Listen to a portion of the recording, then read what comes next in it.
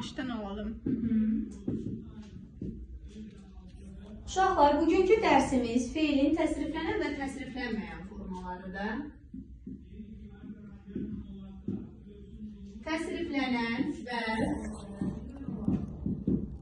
təsriflənməyən. Feilin təsriflənən formaları dedikdə nə nəzərdə tutulur?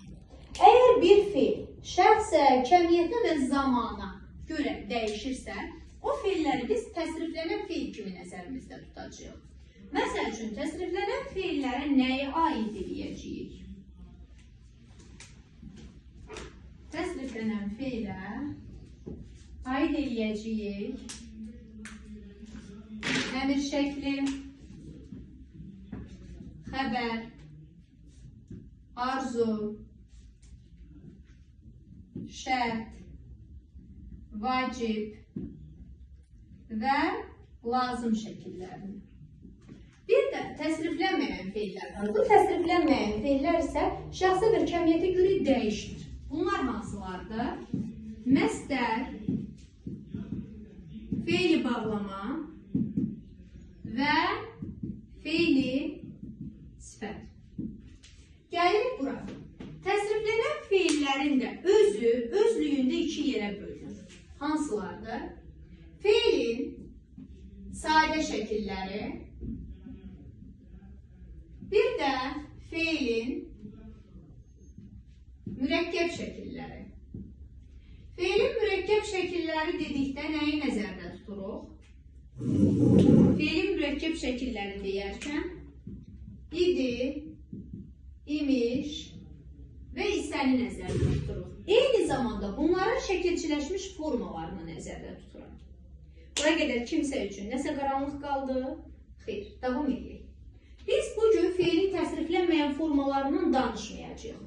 Bunu növbəti dərsdə izah edəcəm, amma bir giriş üçün, məlumat üçün verim ki, məsdərdə feil və isimin xüsusiyyətlərindən danışırıq, feil və isimin xüsusiyyətindən danışırıq, feili bağlamada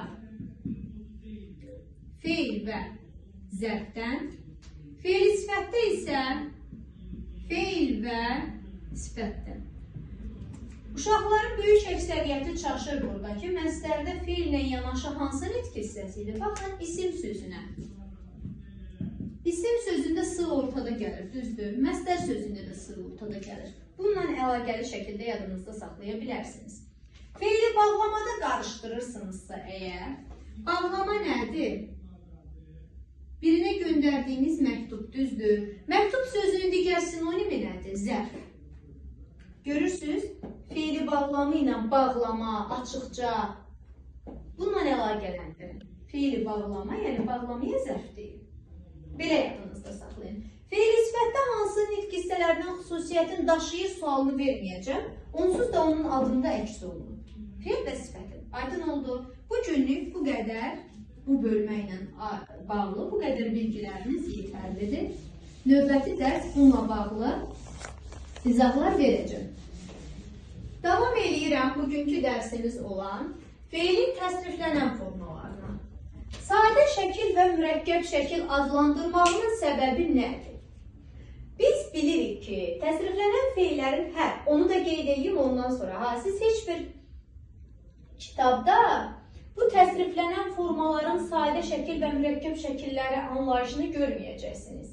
Mən sizin bu mövzuları daha yaxşı qavramağınız üçün və yəni sadəcə qavramağınız üçün mənim uydurmamdır deyə yox, ümumiyyətlə belədir. Təəssüflər olsun ki, bunun sadə şəkil, bunun isə mürəkkəb şəkil olduğunu heç 80% müəllimlər belə bilmir. Deyirəm ki, yəni biləsiniz ki, feilin sadə şəkilləri deyəndə əmir, xəbər, arzu, şərt, vacib, lazım nəzərdə tutulur. Mürəkkəb şəkillər dedikdə imiş isə nəzərdə tutulur. Bir dənə bunu qavramaq üçün ipucu verim, sonra keçək dərsimizə. Niyə bunu sadə şəkil, bunu mürəkkəb şəkil adlandırırıq? Çünki bu təsriflənən feillər, sadə şəkillər necə olur? Başlanğıc formadan sonra kökə və ya başlanğıc formaya, baxın altını çizərək deyirəm, qırmızı xətlə. Sözün kökünə və ya başlanğıc formasına birbaşa qoşulur bunlar. İdi imiş isə nə deyir? Deyir, məndən əvvəl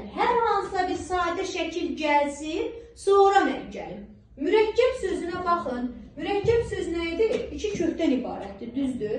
Sadə şəkil nədir? Bir kökdən ibarətdir, düzdürmü? Bax, bu sadə şəkillər də, məsəl üçün götürün arzu şəklini. Yaza, görürsünüz, birbaşa kökə qoşulubdur.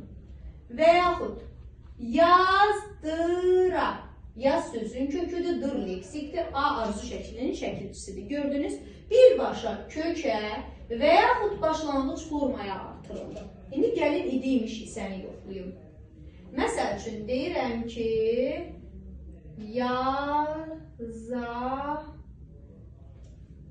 yazaydı. Yazaydı. Buradakı D nədir? Yaz sözün kökü, A arzu şəkli, Y bitişdirici samit, D isə idinin ixtisarı. Görürsən? Mürəkkəb nə deməkdir? İki kökdən ibarətdir, düzdür? Burada da mürəkkəb şəkil onu deyir ki, məndən öncə 100% bunlardan biri gəlməlidir. Mən birbaşa kökə və yaxud başlanğıc formaya qoşulma ixtiyarım yoxdur. Başqa bir nümunə deyim. Məsəl üçün, şahidi keçmiş zaman, yəni xəbər şəkli, yazdı, yaz sözün kökü D, qrammatik şəkilçi, bunlardan artırıram, yazdısa, yaz sözün kökü, D xəbər şəkli, sa isə hissənin ixtisarı. Aydın oldu. Bunun məqsədi nədir? Özündən əvvəl hər hansısa bir sadə şəklin birinin gəlməsi. Başa düşdünüz, mən niyə buna sadə və yaxud buna mürəkkəb şəkil deyirəm? Bura qədər anlamadığınız bir məsələ varsa deyin mənə, müəllim mən başa düşmədim. Başa düşdük? Aha.